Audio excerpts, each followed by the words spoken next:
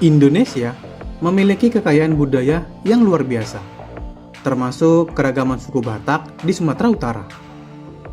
Uniknya, di kalangan masyarakat Batak yang majemuk, Batak Toba, Karo, Mandailing, Simalungun, Angkola, Pakpak, hingga Nias, berkembang sejumlah gereja kesukuan, yaitu denominasi gereja Kristen Protestan yang identitasnya terkait erat dengan bahasa dan budaya atau subsuku Batak tertentu. Gereja-gereja Batak ini bukan hanya tempat ibadah, tetapi juga menjadi pusat komunitas dan pelestarian budaya lokal. Nah, kali ini aku akan mengajak teman-teman untuk berkenalan dengan gereja-gereja Batak paling terkenal di Indonesia.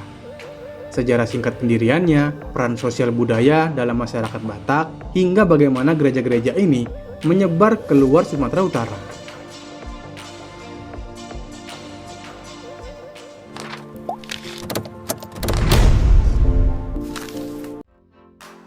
Pertama, Gereja Batak Toba. Ada HKBP, HKI, GKPI, GPKB. HKBP sendiri adalah singkatan dari Huria Kristen Batak Protestan, adalah gereja Batak Toba terbesar. Dengan arsitektur gereja yang sederhana dan kalimat Jahowado Si Parmahan Ahu yang berarti Tuhan adalah gembalaku. Nah, kalau ada yang salah-salah, teman-teman boleh ya koreksi di kolom komentar di bawah. Suku Batak Toba merupakan subsuku Batak terbesar dan memiliki beberapa denominasi gereja yang melayani umat dan budaya Toba. Berikut beberapa gereja utama Batak Toba. Yang pertama ada Huria Kristen Batak Protestan atau HKBP. Inilah denominasi gereja Batak terbesar dan tertua. HKBP berdiri sejak 1861 berkat penginjilan misionaris Jerman seperti Dr. I.L. Nommensen. Gereja beraliran Lutheran Reformed ini tumbuh pesat dan kini menjadi gereja Protestan terbesar di Indonesia, bahkan salah satu terbesar di Asia. Sebagai pionir, HKBP juga berperan besar dalam pendidikan. Misalnya, mendirikan Universitas HKBP Nommensen dan sosial masyarakat Batak sejak zaman kolonial hingga kini. Kedua, ada Huria Kristen Indonesia atau HKI. HKI didirikan pada tanggal 1 Mei 1927 di Pematang, Siantar, menjadikannya salah satu gereja mandiri Batak pertama.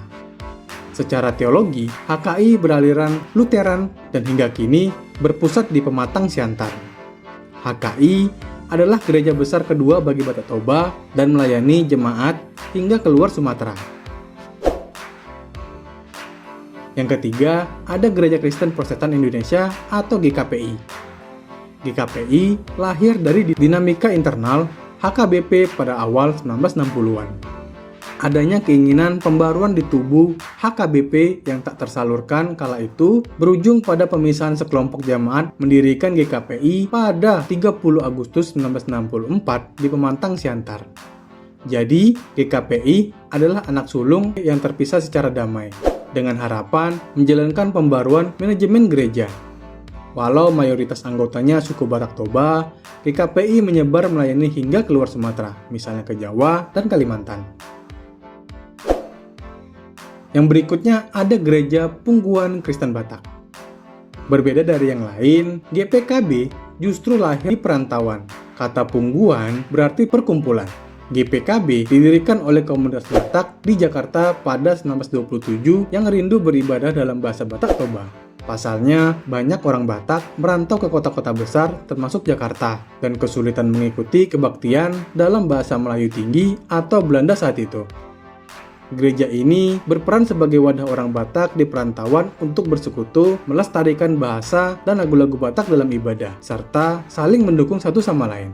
GPKB telah berkembang dari Jakarta ke kota lain seperti Palembang, bahkan kembali melayani hingga Tanah Batak di Sumatera.